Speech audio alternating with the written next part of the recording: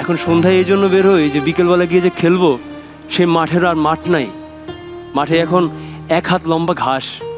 ছেলেপেলের কী অবস্থা এলাকায় মা, ছোটো ছোটো ছেলেপেলে মোবাইল নিয়ে পাবজি এটা সেটা গেমেই বিজি। বন্ধু বান্ধবরাও যে যারা তার মতো বিজি, কারো খেলাধুলার প্রতি অ্যাট্রাকশনই নেই মা।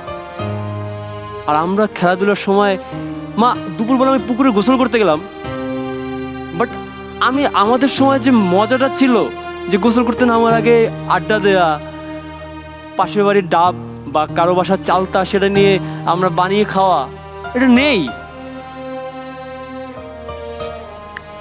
ওই মজাটা মিস করি মা আসলে। এই জন্য দুপুরবেলা বাসায়, বিকেলবেলা বাসায়, সন্ধ্যার দিকে বের হবো, দেখি কাকার সাথে দেখা হয়।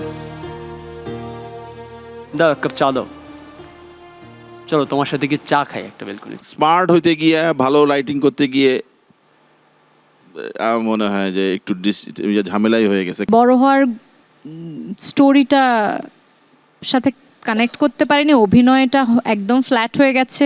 ছোটবেলাটা ভালোই ছিল, শুরুটা ছোট্ট বাচ্চার একটা ঠিক ছিল, তারপর অনেক কিছু হতে পারতো, সেই জায়গায় বাদ দিয়ে গিয়ে একটা বসে আই ডোন্ট নো, মানে খুব পুয়ার।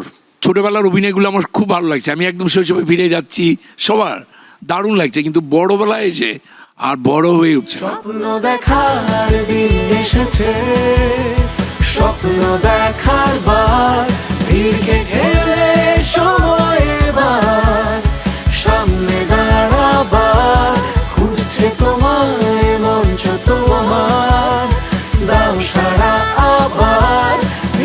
দীপ্ত স্টার হান্ট সম্পূর্ণ পর্ব দেখতে ভিজিট করুন youtube/দীপ্ত টিভি।